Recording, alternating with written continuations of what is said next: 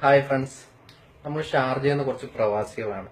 ഒരു പ്രധാനപ്പെട്ട ഒരു കാര്യം പറയാൻ വേണ്ടിയിട്ടാണ് ഈ വീഡിയോയിൽ വന്നിരിക്കുന്നത്.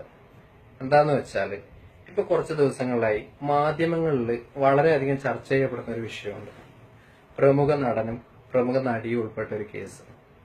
അത് സത്യമാണോ കള്ളാണോ എന്ന് നമുക്കറിയില്ല.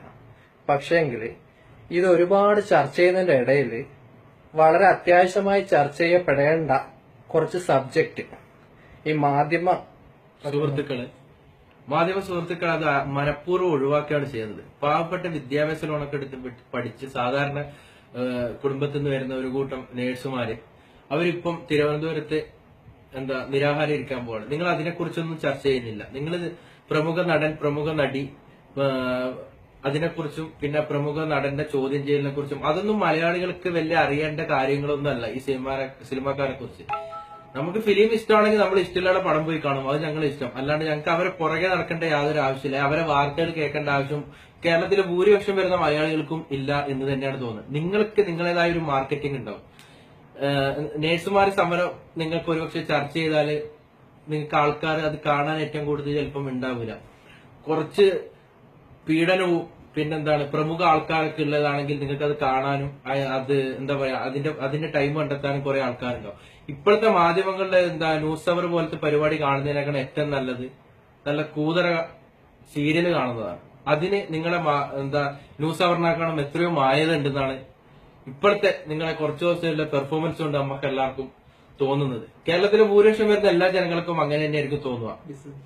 നിങ്ങൾ ഇതിനെ കുറിച്ച് ചർച്ച ചെയ്യേണ്ടെന്നല്ല പറയുന്നത്. ഇത് ചർച്ച ചെയ്യുന്നതിന്റെ കൂട്ടത്തില് പാവപ്പെട്ട കുറെ ആൾക്കാരുടെ പല പ്രശ്നങ്ങളും മറച്ചു വെക്കുന്നുണ്ട്. മറച്ചു വെക്കുന്ന വെച്ചാല് ഇതൊക്കെ പുറത്തു വരുന്ന മാധ്യമങ്ങൾ കൂടി മാത്രമാണ്. അപ്പൊ നിങ്ങൾ അതൊക്കെ ശ്രദ്ധിക്കാതെ ഈ പ്രമുഖ നടന്റെയും നടിയുടെയും ഹൈലൈറ്റ് ചെയ്ത് കാണിക്കുന്ന സമയത്ത് ഒരുപാട് പാവപ്പെട്ടവരുടെ പ്രശ്നങ്ങൾ അവിടെ ഒളിഞ്ഞു കിടക്കുവാണ്. അതിന്റെ ഇടയ്ക്ക് മമ്മൂട്ടി ചിരിച്ചില്ല, മോഹൻലാൽ ചിരിച്ചില്ല. മോഹൻലാലും മമ്മൂട്ടി ചിരിച്ചു പോലും ചിരിച്ചില്ല പോലും. മലയാളികൾക്ക് ഒരു ചുക്കും സംഭവിക്കാനില്ല, അല്ലെ സാധാരണക്കാരായ ജനങ്ങൾക്ക് ഒരു ചുക്കും സംഭവിക്കാനില്ല. പിന്നെ അതേപോലെ തന്നെയാണ് നിങ്ങൾ ചെയ്യുന്ന ഏറ്റവും വലിയ ഒരിതാണ്, നിങ്ങൾ കുറച്ച് മാധ്യമ അവതാരകരുണ്ട്. നികേഷ് കുമാർ, സനീഷ്, പിന്നെ വേണു, വിനു. നിങ്ങളൊക്കെ വിചാരം എന്താ? നിങ്ങൾ ആര് ജഡ്ജ് ചെയ്യാൻ ഇവിടെ ഏൽപ്പിച്ചു? നിങ്ങൾ വലിയ ന്യൂസ് റൂമിൽ ഇരുന്നിട്ട് കുറെ ആളെ വിളിച്ച് അവിടെ ഇരുത്തും. എന്നിട്ട് നിങ്ങൾ തീരുമാനിക്കും കള്ളനാര് അല്ലെങ്കിൽ ചെയ്യിച്ചതാര്. അതൊക്കെ ഇവിടെ കോടതി നിയമമുണ്ട്. നിങ്ങൾക്ക് നാണമില്ല. നിങ്ങൾക്ക് വേറെ എന്തെങ്കിലും പണിക്ക് പോയിക്കൂടെ? ഇപ്പൊ ഈ പറയുന്ന ആൾക്കാരൊന്നും ഈ തെറ്റ് ചെയ്തിട്ടില്ല. അവര് പുറത്തു വന്നതിന് നിങ്ങൾ എത്ര പേര് ഇതേപോലെ ന്യൂസ് അവർ അല്ലെങ്കിൽ ഇതേപോലെ ഒരു ചർച്ച വെച്ചിട്ട് ഈ നിരപരാധി ആളെ കുറിച്ച് ചർച്ച ചെയ്യും? നിങ്ങളൊരു കോപ്പും ചെയ്യില്ല.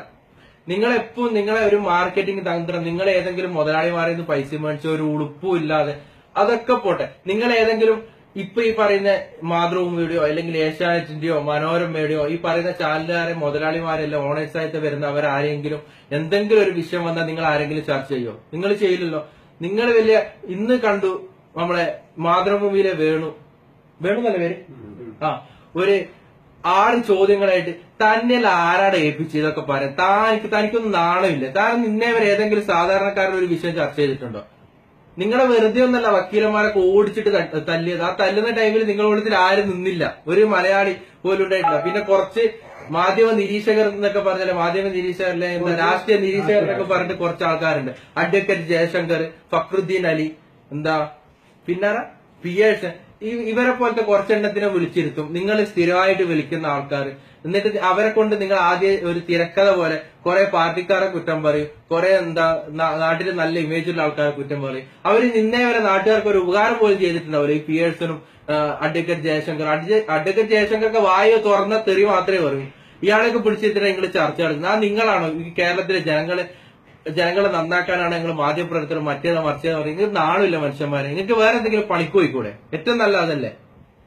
അപ്പൊ നിങ്ങൾ ഒരു കാര്യം ചെയ്യാം, ഈ പ്രമുഖ നടന്ന നടിയുടെ പുറകെ പോകുമ്പോ പാവങ്ങളെ പ്രശ്നങ്ങളും ഒന്ന് പരിഹരിക്കും. ആ നേഴ്സുമാരെ സമരമൊക്കെ ഒന്ന് കാണും. പാവങ്ങള് തുച്ഛമായ ശമ്പളത്തിന് ജോലി ചെയ്യുന്ന ആൾക്കാർ മീഡിയസിന് കണ്ടിന്യൂ നിങ്ങളെ ഫിലിമിന്റെ ഇതാണ് വരുന്നോണ്ടിരിക്കുന്നത്. സാധാരണക്കായ ഒരു ചേർക്കുന്ന വാർത്ത നിങ്ങൾ കൊടുത്തില്ലേ? നിങ്ങൾക്ക് നാണമില്ലേ? നിങ്ങൾ വലിയ